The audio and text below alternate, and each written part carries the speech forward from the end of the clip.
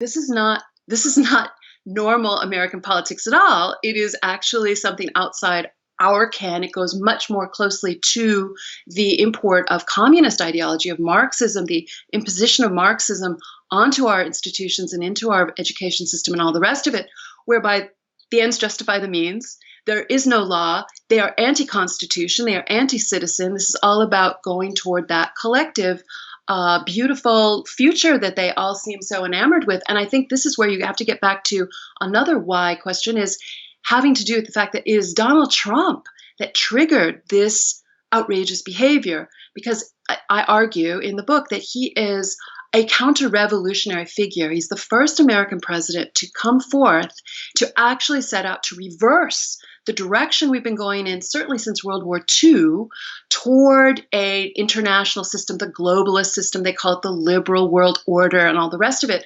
That was inaugurated at the end of World War II with the inauguration of the United Nations, which was brought into being by a Soviet agent named Alger Hiss, who worked in the United States State Department, and the global monetary system, which was brought into being by another Soviet agent inside the United States Treasury Department, Harry Dexter White, the first head of the IMF. What was a revelation to me, because frankly, I began this work as a thought experiment. It began with Nellie Orr, really in the December of 2017, when we learned about this very peculiar couple, Bruce Orr, the senior Justice Department official, and his wife, Nellie, at the heart of the Fusion GPS dossier writing team, the Russia expert.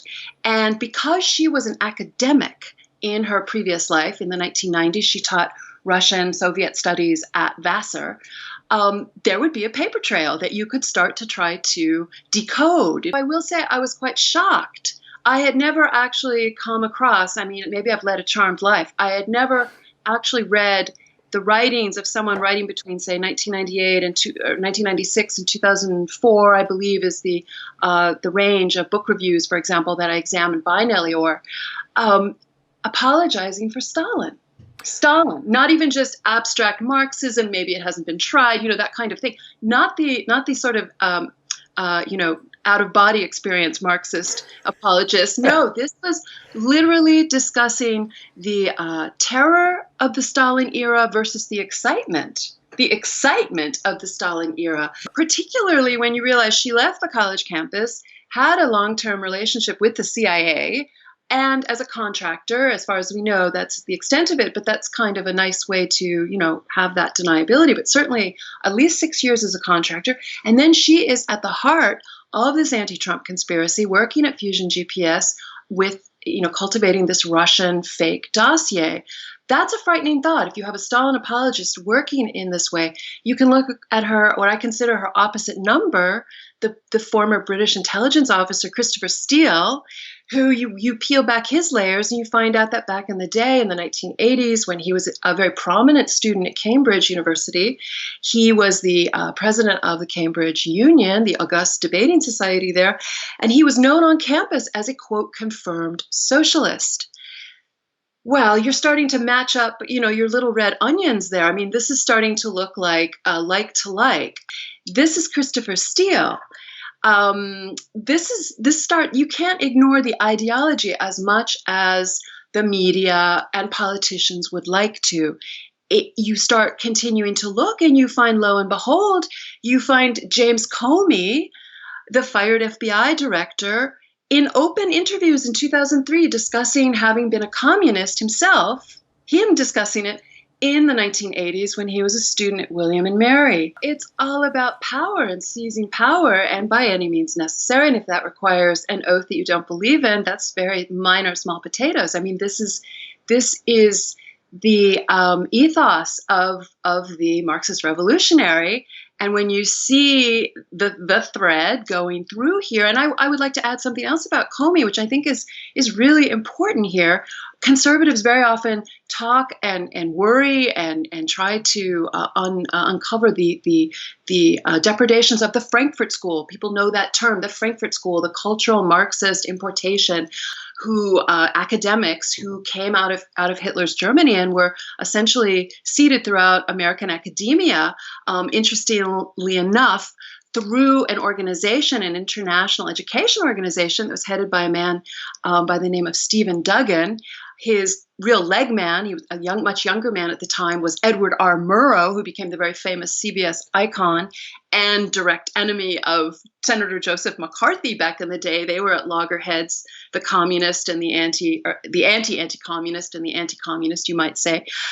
Stephen Duggan, just for one other data point here, his son, Lawrence Duggan, became a State Department official who was later unmasked as a Soviet agent. So you see the Marxism and the Soviet agentry, working together, moving together, as in the, I'm butchering the Maoist phrase, but the swimming in the Red Sea, the fish who swims in the Red Sea. So we've got a direct weaponization, if you will, of these ideas, of the Frankfurt School radicalization, of the Christian Marxism, if you want to call it that, of a Reinhold Niebuhr coming directly into play in our lives. And now when you see, for example, when James Comey took on the guise of indeed the Attorney General himself back in 2016, when he decided that Hillary Clinton did not merit in any kind of referral, any kind of criminal referral. He completely dismissed charges all by himself. You start to understand how that could be. This is the system that he's learned and imbibed, and it again comes down to by any means necessary. Well, let's go to the source of that, what I consider to be a big lie of this anti-Trump conspiracy, James Comey. James Comey testified before Congress that Putin hated Hillary. This is one of the sources of this very ridiculous kind of idea. And I would distill it even just to one particular difference between Hillary Clinton and Donald Trump as candidates. And I think this was a very important point in the campaign, perhaps in terms of inspiring this conspiracy. Hillary Clinton, as a candidate in 2016, told a group that the last thing we need, quote, the last thing we need are sophisticated cruise missiles with nuclear capability. Donald Trump gave a speech not long after this and said that America's nuclear arsenal was degraded, needed to be modernized, needed to be revamped and expanded, and needed to do so immediately. Right. So imagine you are sitting in the Kremlin and you are Vladimir Putin and you are weighing which candidate is going to give me, with my nuclear edge that I've been working very hard to gain against the West, who has tremendous nuclear capabilities at this point. Who do I prefer? The one who wants to continue the degradation of American forces under Barack Obama, or this crazy America First guy who actually wants to restore American manufacturing, borders, and our nuclear arsenal? Well, none of it makes sense. So you start to see the gelling of this fable. I believe that the Putin hates Hillary. I mean, yes, the Putin hates Hillary actually is in this same tradition. And it's very effective. We see it continuously repeated to this day. And I would like to note with the Mueller report, yes, there's this bright, shiny thing that there was no Russian collusion, which Andrew McCarthy, the former federal prosecutor, actually wrote a fascinating piece pegging Robert Mueller's understanding of this, he believes, to 18 months ago. He says that Mueller knew 18 months ago there was no Russian collusion. But the other feature of the report, which I think is very dangerous, and I think it's really where the marker's been laid down, is the notion that, yes, the Russians hacked the 2016 election. We are still with this based on the flimsiest of evidence. The FBI never ran its own forensics on the famous DNC server. And you have a fascinatingly credentialed group of former intelligence world experts, including a former tech director of the National Security Agency, William Binney, who actually designed a lot of these data collection programs that are still in use today, actually saying there is no evidence that the Russians hacked. The evidence is not credible, but you see the media still doubling down on that. You see the Mueller report doubling down on that. They're still trying to protect the deep state impetus for this investigation, and that is kind of the struggle that I see developing. And it it concerns me because I can see us going forward, to use that horrible phrase that I should never utter, but moving on in terms of the story and how we react to it, accepting that. But what we're looking at is this effort to concoct a scandal of Russian collusion and this outrageous kind of character assassination that I think would have withered and destroyed 99%, if not higher, of public figures. I mean, Donald Trump is singular in so many ways. And I think this incredible strength and courage that he has, it's kind of almost superhuman. I think that one thing we need to back up and understand is that in Clinton world, dirty dossiers and all kinds of dirty tricks are coin of the realm, not to mix metaphors, but in terms of their elective successes, they have always relied on this kind of backstabbing. I mean, a lot of politics is very much like this, and there are dirty tricks and so on that are part of most campaigns. But the Clintons, of course, took it to a new level. And we do see some of the same actors from the old Clinton days returning to the scene of a new crime, and that would be with a dossier that has attracted less attention, but it was something put together by Sidney Blumenthal and Cody Shearer, who were certainly veterans of the Bill Clinton days, and I go into some of that in great detail, actually, because Derek Shearer, who is the brother of Cody Shearer, wrote a really frank letter about all the wonderful things he'd done in the dark arts of dirty tricks to the new president, Bill Clinton, back in 1992, as a means of trying to get him to give him a big job. So he was trying to show him how much he really needed him. And so he goes through a lot of the way they do these things. We've seen other dossiers, such as, do you remember when Dan Quayle was accused of being a drug user and buyer as a senator and a law student? Well, that dossier, which there was tremendous investigation of, including by the DEA, including by 60 Minutes and other media organizations, could find nothing. That was a product of Cody Shearer. They tried to sort of drop that into the Bush-Quayle election cycle without too much luck, except for the fact that, yes, there were quite a lot of stories about it. So they throw dirt, does it stick? So these are practiced smear artists. When we come to the 2016 campaign cycle, we have learned through reporting by people like Lee Smith of Real Clear Politics, we have learned that, yes, Cody and Sidney were pushing another dossier that was tremendously like the Steele dossier, only at this point, 20 years later, as Clinton henchmen, not even our stinking corrupt media really felt comfortable going with it. The dossier may indeed have been a reincarnation of this kind of Cody Sid dossier with a British accent, with that old school tie, with that British intelligence sort of elan, if that's what it is. And all of a sudden, it was something more important with this foreign agent or foreign officer involved.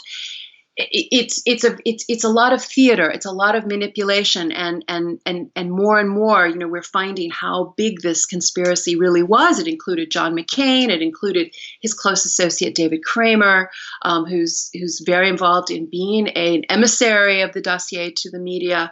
It was so that it wasn't really a thread. It was a network of people that were trying to create this kabuki theater in order to manipulate the American people. It wasn't about getting at the truth about Donald Trump or exposing a threat to the United States.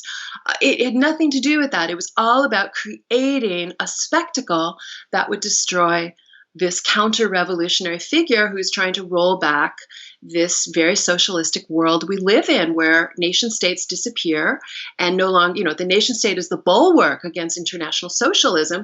Donald Trump, improbably, I don't know how, but he is the manifestation of the pushback against this. This is where you get to the heart of the constitutional threat, because you see a number of senior Justice Department officials, FBI officials, using a fabricated piece of Democratic Party they call it opposition research. It wasn't even research. I mean, somebody pointed out, who was a veteran opposition researcher, that it's supposed to be factual. So this was just a concoction. This was a smear that was paid for by Hillary Clinton and the Democratic National Committee to pretend that it was credible intelligence, that it was something that warranted the extremely serious step of literally spying through surveillance on the Trump team, and actually, and we don't know how this is all went down, but actually inserting spies, informants from the FBI and CIA into the Trump campaign world, trying to get them closer and closer to the Trump circle. This is just absolutely, I mean, right there is the explosive controversy alone, regardless of further ramifications. And this was discovered at the beginning of 2018. I think that the most important moment for this entire scandal, in terms of crystallizing both the fact that it was a scandal and there was no Russian collusion, was that moment. I believe it was October 2017, when a court ordered a bank to reveal the clients of Fusion GPS, which was the center creating this dossier, being the Perkins Coie law firm, which was the cutout for Hillary Clinton campaign and Democratic National Committee campaign, paying the law firm to pay Fusion GPS to create this. Once you know that, the whole thing unravels in terms of being a complete fabricated operation against domestic political opposition by the controlling party and bureaucracy. And this is why people talk about the deep state. These are deep state actors at work against the American people. And think of it, it was the FBI director at the time, James Comey, telling Congress, I believe it was 4 times in 4 different appearances before the House and Senate, admitting that the FBI forensics teams had never actually looked at the DNC server, that they had trusted this contractor, that this law firm that was paying for the dossier, also Perkins Coie, had hired to look at things, and also, by the way, replace every piece of computer and laptop and everything throughout the DNC complex before anything was even announced. You have a special counsel investigating nothing, while this conspiracy is allowed to fester, and perhaps, I hope not, but the way these things all too often go, the conspirators crawl back into the woodwork. We'll see if there's maybe one fall guy. Will Andrew McCabe, the deputy FBI director, who is in legal jeopardy at this moment, will he be the one fall guy? That would be absolutely a travesty. This is, again, because of Trump, this exposure has come, this moment of exposure that we never get has come to us. And, it's very difficult to follow it. But I think it's urgent, because we don't know what command and control looks like. We don't know if it was foreign or domestic. Honestly, I mean, having done the historical deep dives I've been doing, I always think back to, say, 1947, when Alger Hiss was just a respected Washington figure who had been a very senior State Department official, august, the first Secretary General of the United Nations, and now he was the head of a major foundation, before he was exposed as having been working the whole time for a foreign hostile power, namely the Soviet Union. We discover that one of these conspirators is working for a foreign power. Well, I won't be surprised. I mean, but you have to start kind of putting things into context to even have that potential thought experiment in mind, which I think is very necessary, because it's dangerous to have your president removed unconstitutionally in a coup. And we need to get to the bottom of who these people are and where their loyalties truly lie. And, are they just homegrown Marxists and this is just a Marxist takeover? Maybe that's it. Are there foreign actors? We know we're beset. We're infiltrated up to our eyeballs, for example, by the Chinese. I mean, this is something that people are paying attention to a little bit now.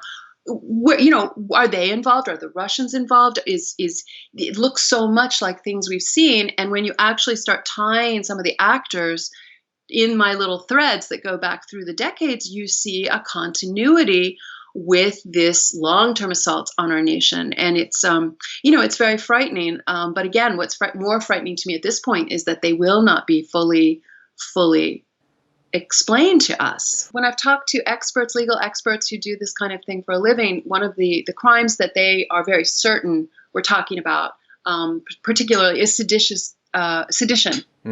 And in the red thread, I actually included the statute, what it is, and it is very much what we're talking about in terms of trying to overthrow, subvert the government. And it's a very serious crime, obviously. And will someone be brought to court? I mean, this becomes such an important question. And I don't know that our system is true enough at this point to work properly. We're so compromised. But again, it's an opportunity. I mean, this is a time of opportunity in that regard. But, I don't know if it's too late. I don't know if we've got it in us to do it right. So it's the crisis continues. I mean, I think that the clearance or the admission that there was no collusion in this report, as we've been told, is really a tactical shift. It wasn't doing them any good on the Democrat side, on the anti-Trump side. And then the other feature of that report that I think is very dangerous is that it doubles down on this notion that, yes, we were attacked by Russia in 2016, that there was a Russian hack. And of course, Robert Mueller indicted a couple of groups of Russians for no reason in terms of these, the social media threat, and which is ridiculous. And then, in a campaign where they spent $1 billion and the Russians took out, $50,000 worth of Facebook ads or whatever it was. It's ridiculous. And then the more serious one was the indictment of the Russian intelligence agents, sort of out of a phone book, it seems. But again, going to this idea that there is not credible evidence that it was a Russian hack. But I'd like to compare that just to show you what Mueller really is. If you remember back in 2010, when there was the uncovering of a ring of genuine straight-up Russian penetration agents known as the illegals, who were rolled up and sent back to Russia without being debriefed, without being, pressured to switch sides, without being, without the normal kind of process whereby you actually earn something, win something from this kind of a 10-year investigation. They just threw it all away. The reasons given had to do with, one of them in particular was getting too close to a sitting cabinet official who was Hillary Clinton. What did Robert Mueller, the FBI chief, do then? Did he resign in this terrible moment of politicization of our national security? Well, no, his FBI sent them home. I mean, this is the kind of, he's a political animal. So he's a protector of the deep state. And I think that this is sort of his main goal. And I think that at this point, given Trump's resilience, I think that that is where they are at this moment, regrouping to protect from further exposure the fact that so many people in this bureaucracy were involved in a criminal conspiracy to overthrow the government, the presidency. That's kind of what it feels like to me at this point, which is, again, why the ideological motivations, I think, are so important when you see a consistent thread of communism, socialism, progressivism, all of those hard left Marxist forms of thought in the actual conspirators across the board. Everyone I've been able to peel back is a consistent ideological champion of anti-constitutional, anti-American politics. And that's very scary because a lot of them are at the top of the government. Our representatives need to know how important it is that we uncover everything we can uncover about this absolute black mark on our history, which is this terrible conspiracy and, rolling coup. I mean, if he's still standing, that's just, that's really a miracle at this point. So this is a moment where overwhelming support for your representative and senator to continue looking at this and bringing them in the Senate. They can still subpoena on the Republican side, and just exposing this and just not letting it go, and understanding the crucial nature of what we are living through, and how it is that a president who seeks to restore the necessities of nationhood has come under this kind of attack by those who wish to dissolve our nationhood. I mean, that's black and white in terms of what we've been looking at, living through, and trying to understand. So I noticed Karl Rove, who Mr. Never Trump, he called Trump a moron who wouldn't even rise out of the third tier of the Republican field in 2016. So that's his great political prognostication skills at work. He was in the Wall Street Journal just this week talking about it's time to move on. The Mueller report is done, and now we have to get back to governing the country. It's like, no, this is governing the country. If we don't rectify this, there is no government of the people, by the people, for the people ever again. It's over. And I think that it's that important.